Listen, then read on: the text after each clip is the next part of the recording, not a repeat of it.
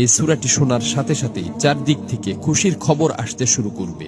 এই সূরাটি মূলত তারাই শুনবেন যারা খুবই অভাবে আছেন, কষ্টে আছেন, কোনোভাবে যাদের মনের আশা পূরণ হচ্ছে না, যারা গরিবি দূর করতে চান, ঋণ পরিশোধ করতে চান, এবং যারা চাকরি হারিয়ে দিশেহারা হয়ে পড়েছেন, কোনোভাবেই কোনো মাধ্যম খুঁজে পাচ্ছেন না। আজকের এই গুরুত্বপূর্ণ সূরাটি শুধুমাত্র তাদের জন্যই। কষ্ট করে সূরাটি আপনারা মনোযোগ দিয়ে প্রথম থেকে শেষ পর্যন্ত শুনুন। ইনশাআল্লাহ এই সূরাটি শোনার উসিলায় আপনাদের সকল অভাব অনটন গায়েব থেকে দূর হয়ে যাবে, সকল ঋণ পরিশোধের ব্যবস্থা হয়ে যাবে, মনের সকল অপূর্ণ আশা আকাঙ্ক্ষাগুলো পূরণ হয়ে যাবে। আপনি যা চাইবেন সাথে সাথে তাই কবুল হবে ইনশাআল্লাহ।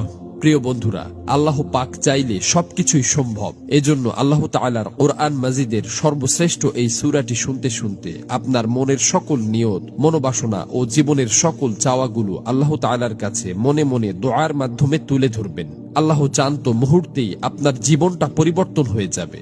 প্রিয় বন্ধুরা, জীবনে তো অনেক প্রচেষ্টাই করেছেন, একবার না হয় কোরআন মাজিদের এই সূরাটির উপর বিশ্বাস রেখে প্রথম থেকে শেষ পর্যন্ত শুনলেন। এই সূরাটি শোনার পর আপনি নিজেই বাধ্য হবেন আমার জন্য দোয়া করতে। এই সূরাটি এখন পর্যন্ত লক্ষ লক্ষ কোটি কোটি মানুষ শুনেছে এবং সকলের ভাগ্য অলৌকিকভাবে পরিবর্তন হয়ে গেছে। আমার কথা বিশ্বাস হচ্ছে না? তাহলে সূরাটি একবার শুনেই দেখুন। এই সূরাটি মূলত কোরআন মাজিদের অন্যতম গুরুত্বপূর্ণ ও পাওয়ারফুল একটি সূরা। সূরাটি এ পর্যন্ত যতজন শুনেছে ততজনের সকল নিয়ত আল্লাহ তাআলা পূরণ করে দিয়েছেন। মনের ইচ্ছা পূরণের জন্য এই সূরাটি সর্বশ্রেষ্ঠ সূরা। আমি শুধু মুখেই বলছি না, সূরাটি শোনার পর আপনারা নিজেরাই প্রমাণ দেখতে পাবেন। এজন্য কোরআন মাজিদের উপর বিশ্বাস রেখে দ্রুত সূরাটি একবার শুনে নিন। ইনশাআল্লাহ সাথে সাথেই রেজাল্ট পাবেন।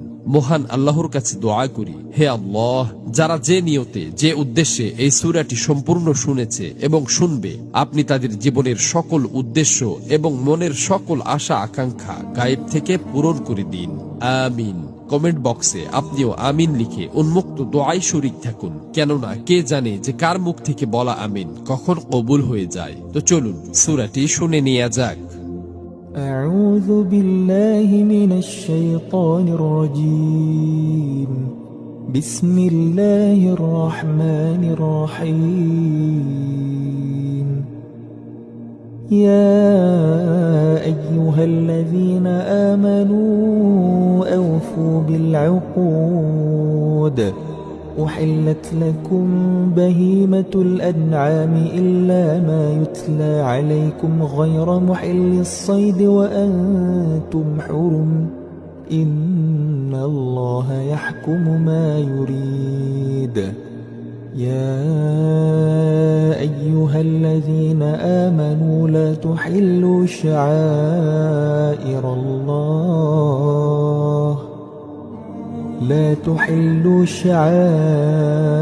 الله ولا الشهر الحرام ولا الهدي ولا القلائد ولا